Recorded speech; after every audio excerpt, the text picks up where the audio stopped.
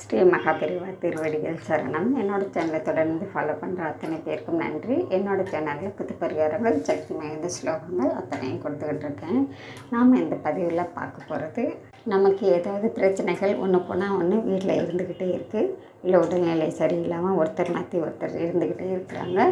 வீட்டில் தீராத சண்டைகள் கணவன் மனைவிக்குள்ளே இருக்கலாங்க, இல்லை அக்கம் பக்கத்தில் இருக்கிறவங்களோட பிரச்சனையாக இருக்கலாம். இந்த மாதிரி ஏதாவது தீராத பிரச்சனைகள், மன உளைச்சல், அதனால் நம்ம மனசு ரொம்பவும் கஷ்டப்பட்டுக்கிட்டே இருக்குது.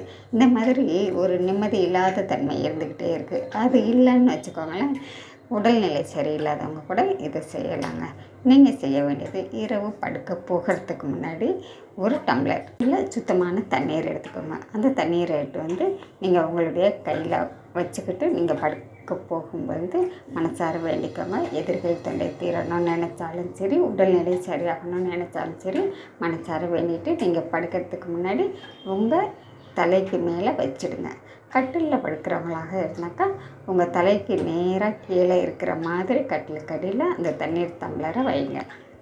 காலையில் எழுந்தவுடன் நீங்கள் அந்த தண்ணீர் எடுத்து உங்களுடைய தலையை 3 முறை இடதும் வலதுமாக சுற்றிட்டு அந்த தண்ணீரை கொண்டு போய் உங்களுடைய வாஷ் பேசனில் விட்டுடுங்க. அதே போல் தினந்தோறும் நீங்கள் செஞ்சுக்கிட்டே வாங்க. கண்டிப்பாங்க உங்களுக்குள்ளே இருக்கக்கூடிய கண் திஷ்டி ஆகட்டும், நோய்களாகட்டும், இல்லை தீராத பிரச்சனைகள் ஏதாவது இருந்தாலும் சரி, வீட்டில் இருக்கக்கூடிய பிரச்சனைகள் எதுவாக இருந்தாலும் சரிங்க, அந்த தலைக்கு மேல் வைத்திருக்கக்கூடிய அந்த தண்ணீரோடைய உங்களுடைய கெட்ட காலம் அத்தனையுமே போயிடுங்க. இதை செஞ்சு பாருங்களேன், உங்களுக்கே ஒரு நல்ல மாற்றம் தெரியும். உங்களுக்கு ஒரு புது எனர்ஜி தெரியும். உடல் முடியாமல் இருக்கிறவங்க கூட எழுந்து நடமாட ஆரம்பிச்சிடுவாங்க. முழு நம்பிக்கையோட இந்த பரிகாரத்தை செஞ்சு பாருங்கள். நாம் அடுத்த பதிவில் பார்க்கலாம். நன்றி.